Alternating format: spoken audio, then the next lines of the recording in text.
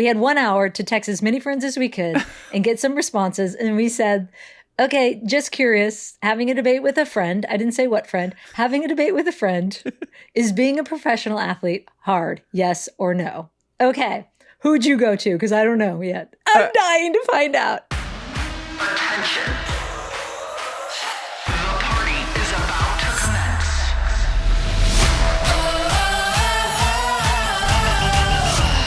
Welcome to the party. What's up, party people? Welcome to the party. I'm Julie Foudy. And I'm Abby Wambach. And Abby and I, full disclosure, have been having this debate for a very long time. And so for today's episode, we decided, let's settle this debate once and for all. Because we need to decide who's the winner of this debate. We're that competitive. Here's our debate. Are you ready? I am. It is. Is being a professional athlete hard? Yes or no?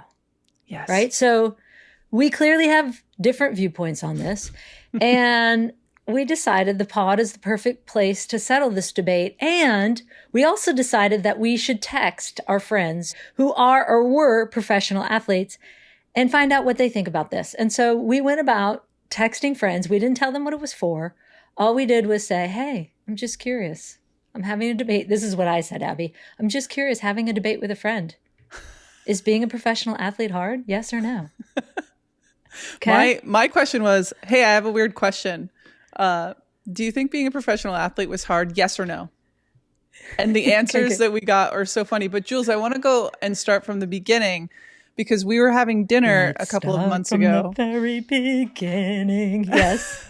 We were having dinner a few weeks ago and I was expressing some of my opinions and feelings about being a professional athlete. And then you were just like laughing, like literally in my face, just laughing at me. And I'm like, what is so funny? Can you tell this story? What was so funny at what I was saying? I wasn't laughing at you. I was just, you were talking about how hard it was. And I said, I don't think it was that hard. And you were like, what? You don't think being a professional athlete was hard? And I was like, no, I don't. I don't think it was hard. Jules. So, okay. So share your side of it. I'm stunned. So here's the thing. I think the Pod Squad knows. Well, first and foremost, whenever Julie and I are laughing with or at each other, don't come at us with like one of us is bullying the other because we're teammates, we're friends, we're long-term friends that we can have a good laugh with each other. So I just want to preface it off with that. Secondly, good preface. Professional sports is difficult for a wide range of reasons. And I have to kind of go through, for me, and Jules, just interrupt me when you think that like, that doesn't fit with me. There's the physical component, there's the mental component, and then there's like the spiritual or emotional component. And for me, like early days, I felt like it was just like this so much fun. It was kind of this relief because I had put so much effort and energy prior to getting to be paid for the job. I was just doing it for free and for fun. And so it felt like the best job in the world. I was killing so many, like I was like doing so many things in this one activity of playing sports, right? Yeah. So there was like this fun element. And then there was like the stress and the pressure element. And then as my career went on, it just became really difficult over time. When your first early days, like Jules, you did it longer for basically free than I did. And so maybe that has something to do with this debate, that it wasn't as hard for you. That I never really got paid for it to begin with? Yeah, that you were just like, the early 99ers and the women who started this game were just in it for the love of the game, like period, end of story. And so maybe you were in it for the love of the game, for sure. Yeah, for sure. And like I was in it for the love of the game. And also it was nice to get paid. It was nice to be compensated, right? Yeah, I'm not saying that it wasn't demanding, that it didn't take a mental or emotional toll. I think it does, and it has all those things. I'm just saying what we were given was a gift. To be able to play a professional sport and get paid to do it, even though it was only $10 a day, let's be clear, in the beginning. But I mean, to be able to do that and walk out every day, whether your muscles hurt and you were aching or you didn't want to get up, like, I don't think that's hard. It was difficult at times in terms of the mental and emotional and physical toll it took. But I don't consider that to be hard. I consider that to be a gift. Wow. So yeah, that I got to be in a position to do that. I think hard is, when I think of hard, I think of like first responders. I think of doctors. I think of teachers. I think of, oh my gosh, I'm in the military defending my country. That's hard. I'm fighting for something. Like this, what we were doing wasn't hard. It was demanding, but it was a gift.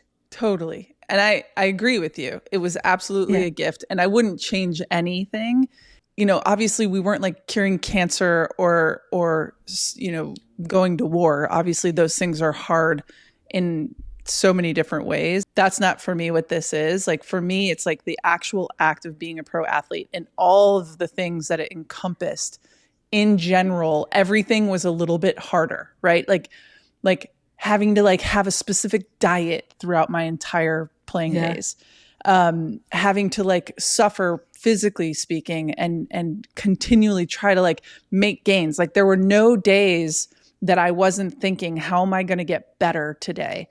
And that's exhausting. But I think mentally, one of the biggest reasons that I've learned in the time that I've been away from soccer, there was a healing that I have needed to go through because the monomaniacal self-absorption that was required of me personally. I don't know if that was you, Jules, but like the amount of times that I had to consider myself and my body, and I became like the solar system of myself. And it was like kind of this weird, it's hard to describe, but it felt so self-centered and kind of icky that I also was scared of the after. Like I didn't know what the hell I was going to be without the game. So did you ever feel like worried about what you would do in your retirement when you were playing?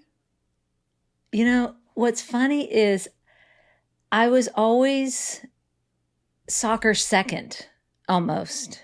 See, this is... Which I think I was so healthy. And I didn't know it was healthy at the time.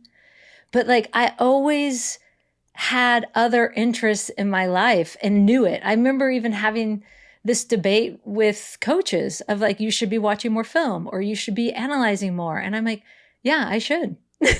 I really should. I probably would be a better player. But guess what? I wouldn't be a happier player. I wouldn't be a healthier player. And when I'm a happier player, I discovered I play better. When I think less about it, when I analyze it less, when it's less about me and more about me just finding joy in whatever I'm doing. And for whatever reason, I discovered that early about myself. So I didn't get, which I think, Abby, what you're describing is very common. It becomes everything, right? How you eat, how you train, how your whole life is around this cycle. And which could clearly, obviously, sway me on this debate on why it was less hard, because it wasn't that I didn't take it seriously, but I just felt like it's sports. Right. Okay, but like, it's important. I have to know more about this because what you're talking about feels so fucking foreign to me. Like, how did you make the decision to not put soccer first? Like, and who helped teach you that? Like, what coach sat you down, or what parent? Like, how did you come to understand this? This is not the experience that I had at all. And so I know. I think probably the time we lived in helped. There was no social media. There was no awareness about a national team. There was no other national team. We were the first gen. So when you're the first gen without social media, you're kind of building the plane as you go. So there's not all that pressure that comes with that. there wasn't the monetary pressure like you talked about. We were barely getting money. So it was a job for sure. And we got it through sponsorships, not US Soccer. But it didn't have that level of pressure yet.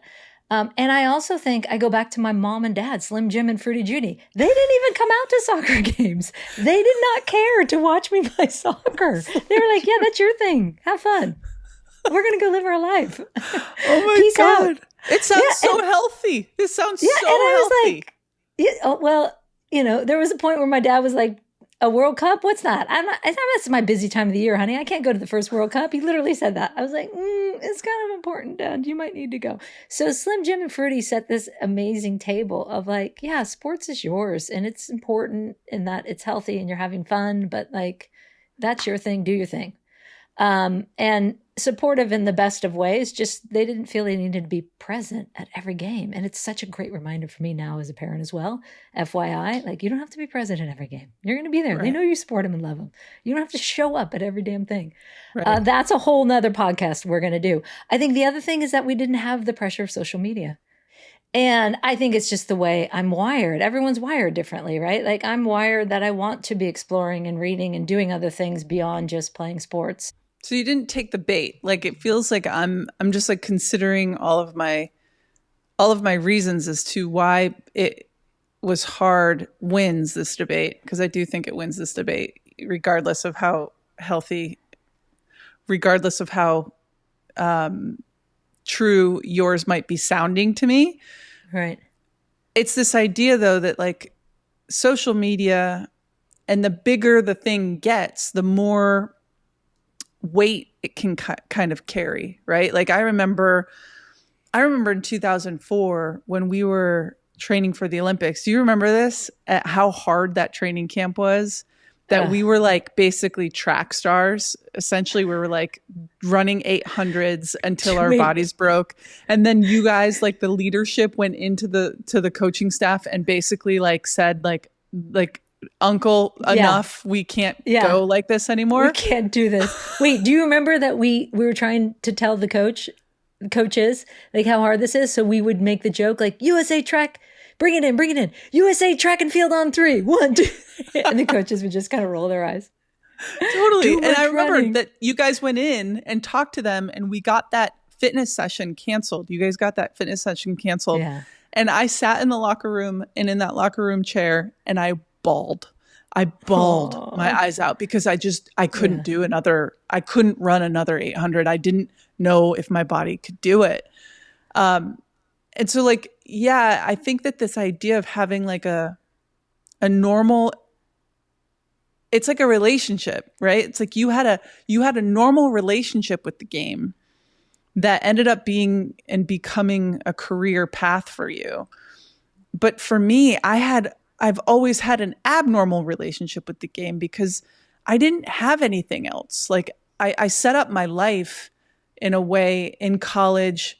I didn't go to class. I didn't study. I didn't even graduate because I was like putting all of my eggs in this soccer basket in an attempt to outsmart myself. I don't know if that's the right way to say it, but it's like if I had no plan B, then that would push me in the dark moments, in like the last sprint, in like interesting the things that were holding me accountable. Like it was like my accountability teacher in a way. And so you almost didn't want to have that distraction or diversion from soccer because it would have then impacted how you trained and prepared. Yes. You would have been less prepared, less trained. Yes. Because my mentality was like, I wanted, not for my own selfish reasons, but I wanted to be the best player in the world that I could possibly be so that my team could win as many championships as it could. And so I carried the responsibility and the weight of that responsibility. And it was a serious thing that I carried with me, whether it was, and I came a little bit later than you, right? And towards the end of your career.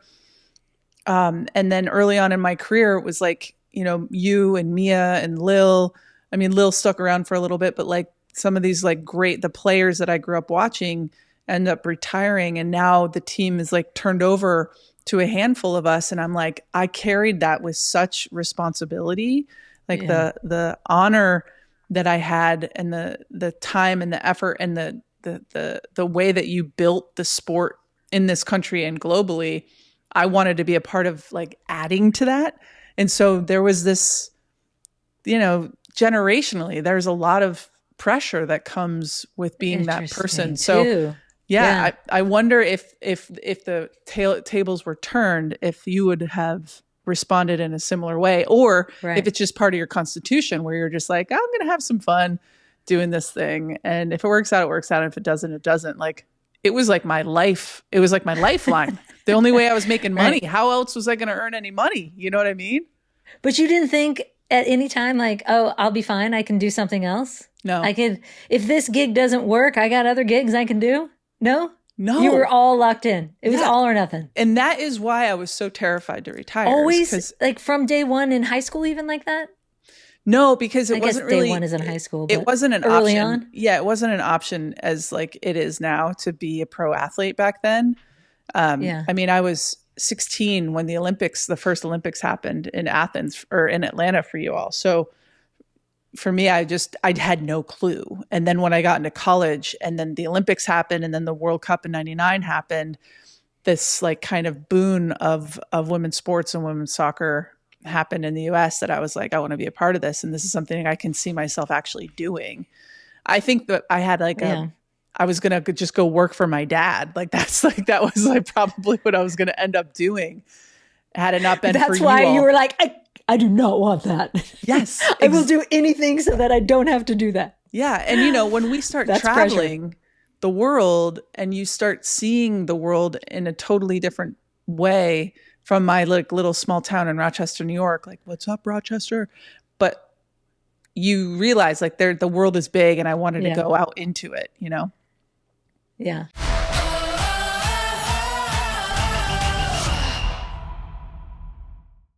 If the search for a therapist is stressing you out, you're not alone. I've been there.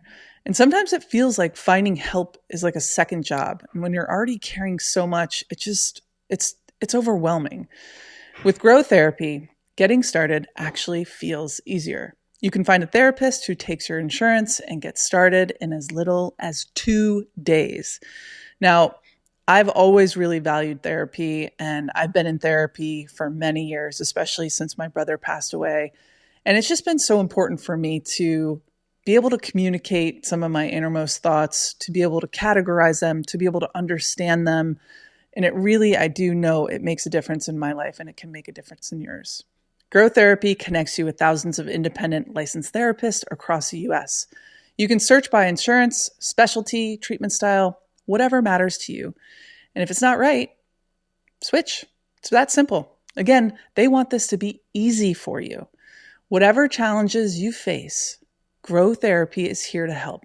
Sessions average about $21 with insurance, and some pay as little as $0, depending on your plan.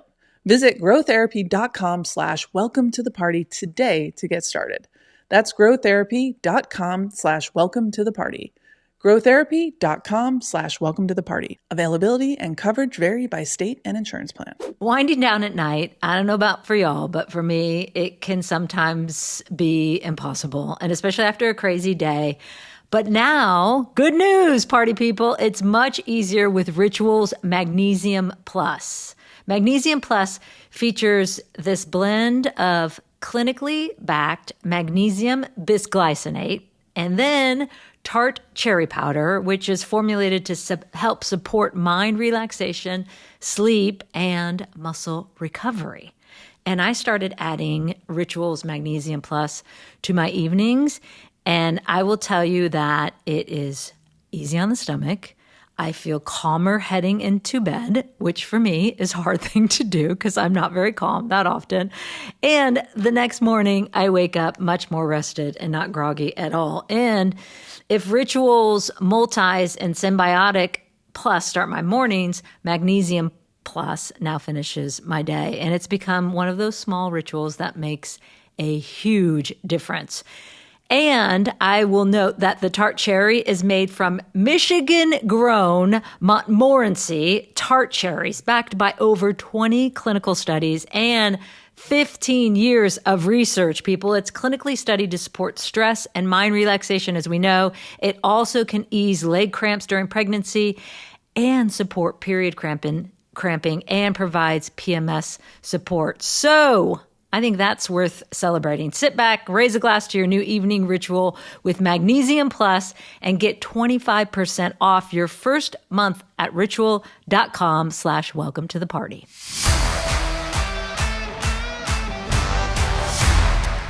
This debate continues, and it's so interesting to hear both sides of it. We then went to asking friends. And again, we did not give any of these people a heads up to what we were doing. No we context. only said, yeah. And we did this all in an hour. Yep. We had 1 hour to text as many friends as we could and get some responses. And we said, okay, just curious, having a debate with a friend. I didn't say what friend. Having a debate with a friend. Is being a professional athlete hard? Yes or no? Okay. Who'd you go to? Because I don't know yet. I'm dying to find out. Okay, so let me get my phone out. So I went to Cheney, Lauren Cheney Holiday. She was good one. She was one of the texters, and she was great. She says, so my question was just curious if you think being a professional athlete was hard, yes or no? She said, yes, but I loved it. That's it. And I love it. Okay. I love it. Okay, who did you go to first or whenever? Okay.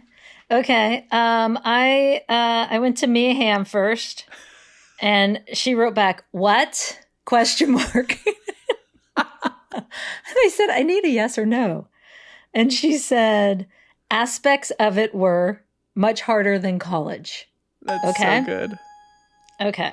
Wait, I'm going to tell you my second one I went to was Well, hold Brandy. on. Before you go to your second one, Okay. I texted Mia. Yeah.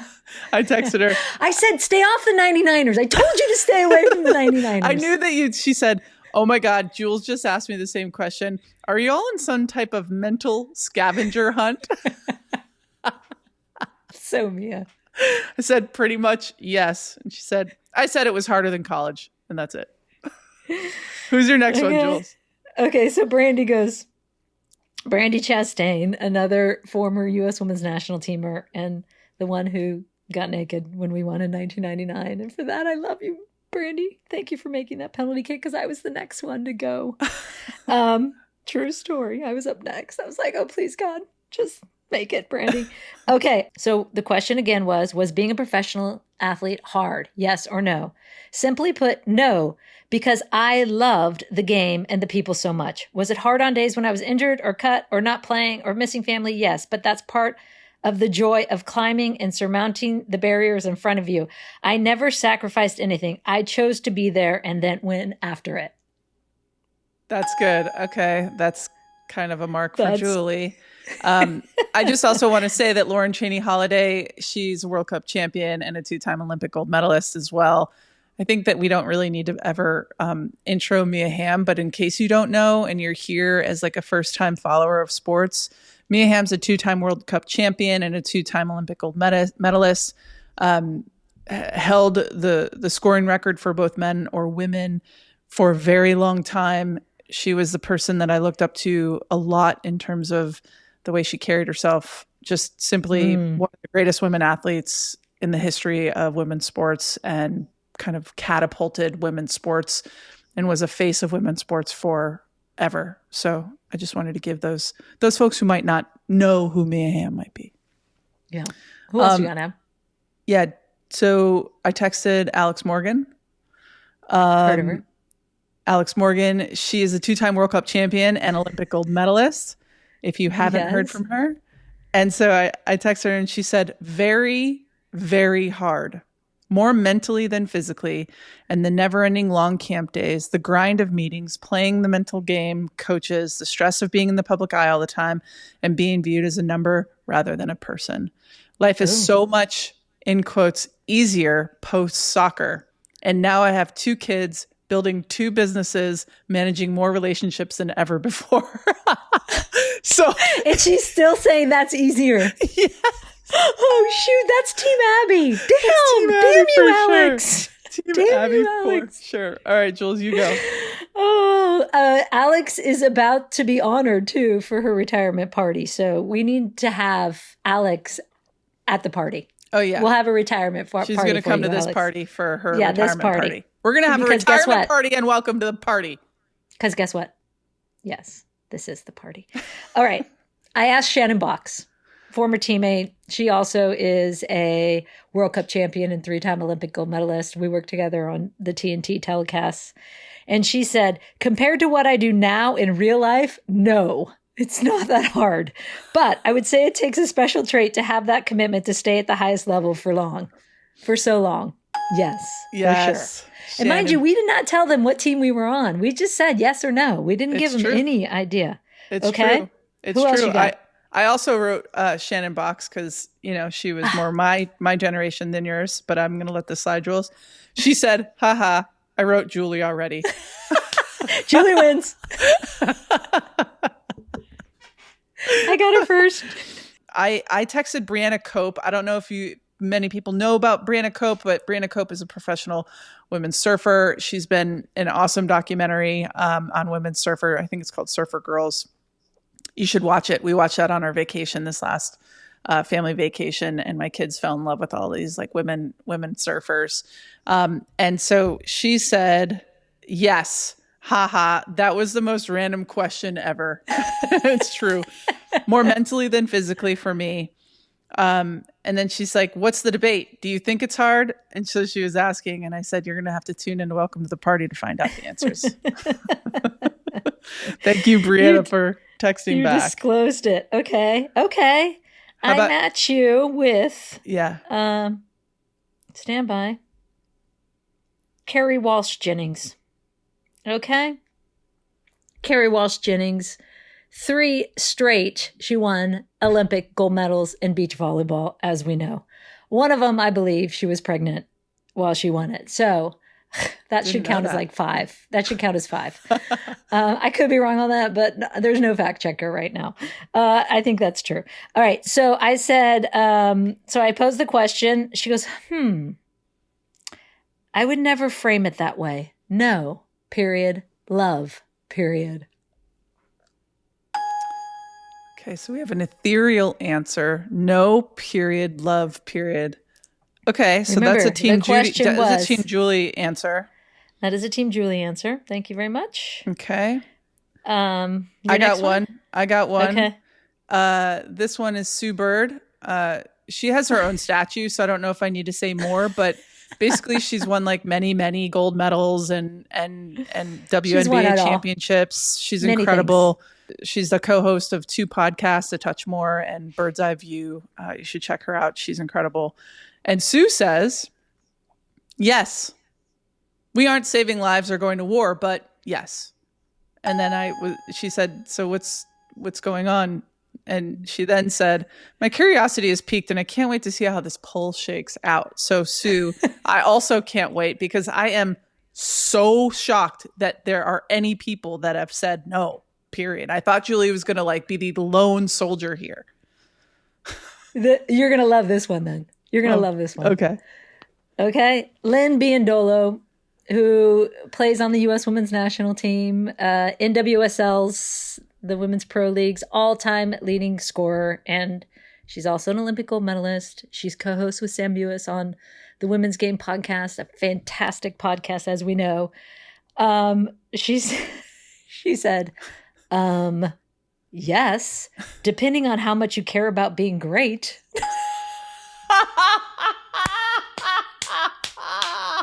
Oh my God, that is actually the truth. That is the truth. Yes, it is. It so is. They always said Michael Jordan's greatest trait was that he was afraid of failing. Right? He always wanted to be the greatest. Yes. And he always was afraid of failing, even as the greatest. So good. All we really want, truly, all we dream about and think about is comfortable clothes, right, yes. Julie? Yes. I don't think people understand that. And at the end of the day, that's kind of priority number 1 for me. It's kind of the only priority. priority number 1 through 1,000. Looking cute too, but like it's great, but it's not really the comfy clothes that I have for me is it's the most important thing in my day-to-day rotation. Okay. Do you have their Vuori's Dream Knit Performance Jogger? Yes. Okay, because I have it in like 7 different colors. And Same.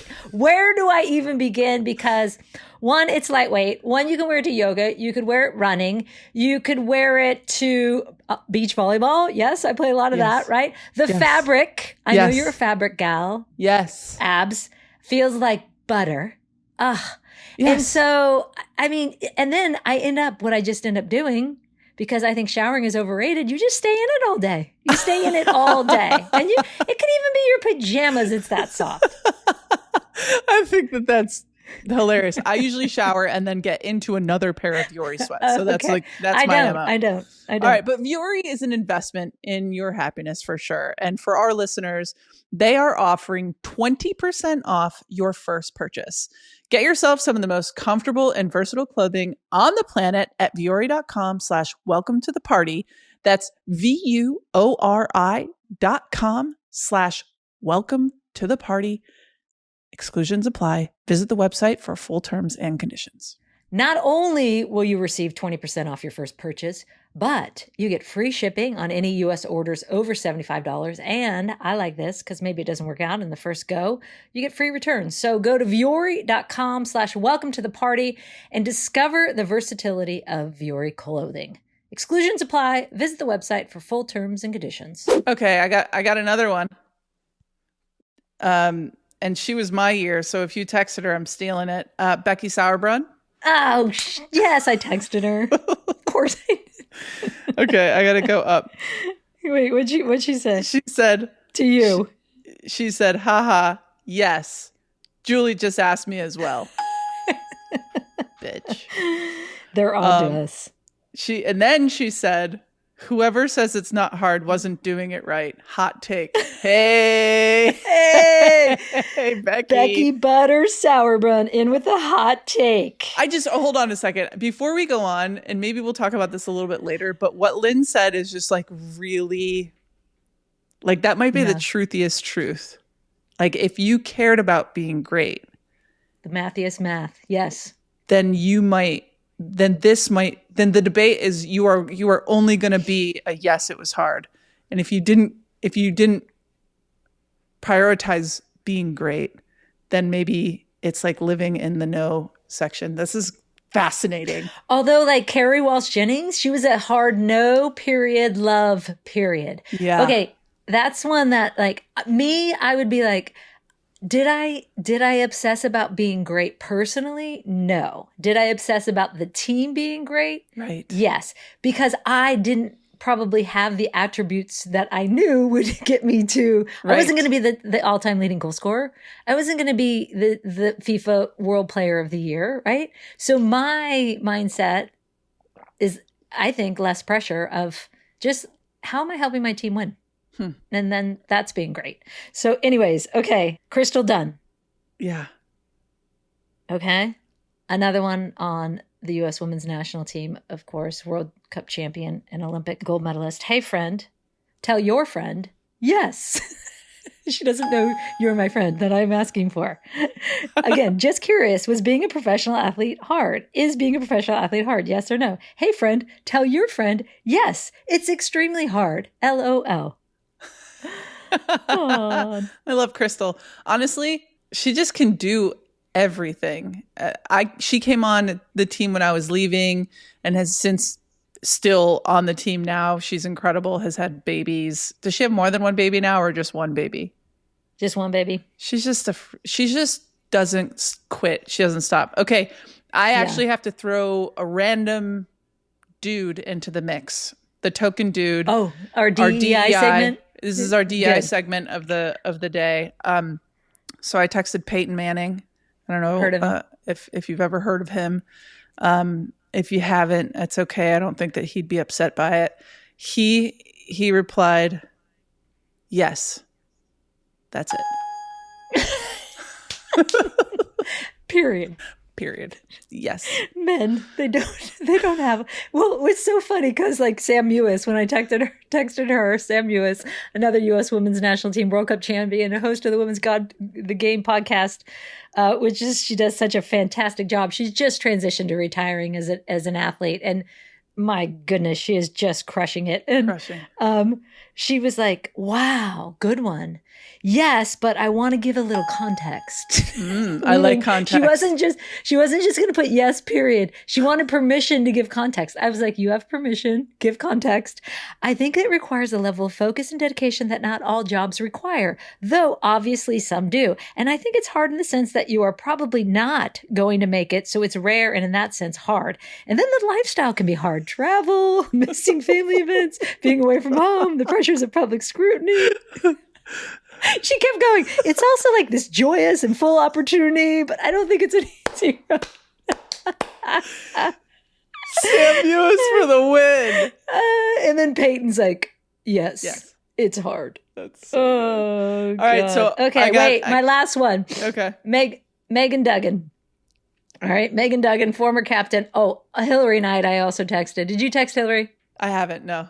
Hillary Knight was like, yes, LOL, hard. Okay. Megan Duggan, Hillary played on the U.S. women's hockey team as well, won an Olympic gold.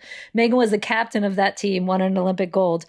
And when I asked her, I thought this was so perfect because I hadn't even thought of how this played into we can do hard things. Duh.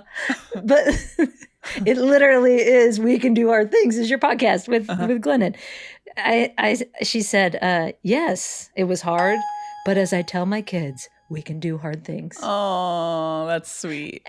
And she didn't know you were my friend that I was having this debate with. So. Oh my God, that's so weird. Right. That's so what I'm serendipitous. Saying. Right. Well, she's great.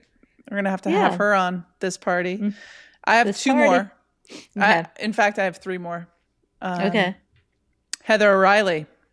Heather O'Reilly is, she comes in with such a loaded question. I think no, if I had to say yes or no. Oh, I knew she would be a no. I knew she was Team Julie. Yes, heyo. and I was like, I know, just as best as you can. Such a loaded question because I was answering to that. She said, do you want reasoning or not really? And I said, want context like Sam? Yeah, it's totally up to you. I don't want you to feel like you need to do work at all, but I'm just actually super interested. She said, came with lots of pressures and baggage, but at the end of the day, I was paid for doing exercise and playing with my friends and my passion. And I said, yes. Makes a lot of sense. That's me nodding. Yes. Oh, that's so cute. Wait, did I give Midge Purse yet? No, not yet. I didn't? Okay. Midge Purse, U.S. Women's National Team star, Gotham, won a national title with the NWSL with Gotham. She said, the job itself, no. But the mental volatility of it and the value we put on performance/personal value and worth makes it extremely hard. But that's a culture problem. In a vacuum, it's one of the best jobs in the world. You play outside with your friends, work out, travel, and get paid for it. So good. She went to Harvard, right? One. Midge went to Harvard, right? Yeah. When I read that, I was like, oh, that's so smart. Oh, and also just a heads up, party people, Heather O'Reilly, she's World Cup champion, a 3-time Olympic gold medalist. And I don't know if this is true, but I'm just going to say it. We'll have to fact check this. I think that she might have delivered the most assists to me throughout my career because she just put them on a dime. And I love Heather O'Reilly. She was one of my favorite teammates ever. We were on the team basically. She was on my team the whole time I was on the national team. Okay. Christine Lilly. I got more. Oh, wait. What? Oh, you got Lil? Yeah. God, we did good work in an hour. Good. I know. And the fact that all these people actually responded to us. Bless them. Okay. So Christine Lilly, Jules, you could probably say World Cup champion, 2-time Olympic gold medalist. Yep. Yeah. She did all the things. One of my ride or dies. Most cap football player in the history of the sport. Yeah. Played for 23 years. And basically, like, she just never stopped running. She was just the Energizer Bunny. Did you text her and did she text you back? I did not text Lil. Okay. Actually, right, wait, well- maybe I did. Did I text Lil? I don't know. I can't keep it all straight now. Yeah, honestly. I texted her and she Okay. said her answer was not as hard as being a mom. Double Facts. click. Yes to that. Double tweet, retweet, whatever it's called. So good. Okay, I did go to my golfing pals Oh, who good. are LPGA Hall of Famers. So Yeah. Julie Inkster, I call her Jules number 1. I'm Jules number 2. Beth Daniel, another LPGA Hall of Famer, and Meg Mallon. Yep. Nutmeg Mallon, I used to call her. World Golf Hall of Fame, Beth Daniel. Her nickname was BMFD because it was Beth motherfucking Daniel. That's she was such a badass.